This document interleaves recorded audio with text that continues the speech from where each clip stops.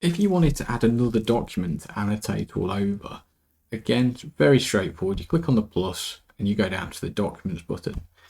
Now here you've got a couple of options. So you've got My Device, which will go straight to your device to try and find something. And you've got Online Documents, which links to Microsoft OneDrive and any teams you're part of. So this is really, really useful because when Whiteboard first came out, I believe it was only able to add PDFs. But now you can add lots and lots of things. So if I, for example, go to my computing faculty team, key stage 4, I don't know what I'm clicking on here, lesson resources, networking, and we'll pick something from here. So I'll pick that.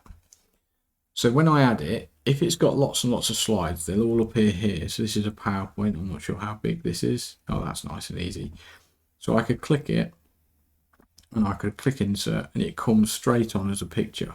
So I can't interact with the different areas of this. So it has added it like it would add a PDF, but I can write all over it, change pen, highlight, etc.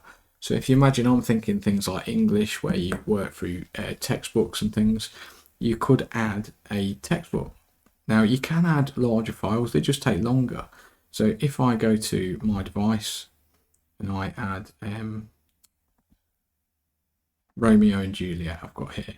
Now Romeo and Juliet is 125 pages long. So it will take a while to add, but your options are you could preload it before, or you could separate the PDF out into smaller documents for chapters.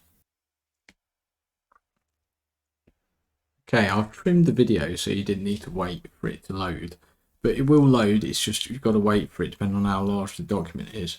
And then you could select, I don't know, groups of pages that you might want to add if that's what you're talking about that lesson. You could insert them. I could obviously move them because remember the whiteboard's completely expandable. I could zoom in.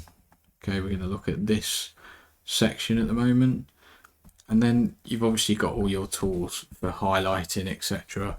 I could go through different sections. I could colour them different bits. I could talk about it, etc. So again, really, really useful, especially if you say going for an exam paper. Talking about how you approach different questions, what you might look for in the way questions are worded to interpret what might be in the mark scheme, or at least how to approach that question, that type of thing. It becomes really useful, and there's no need for visualize and things in this day and age. This would allow you to do the vast majority of things that you might want to do as a teacher.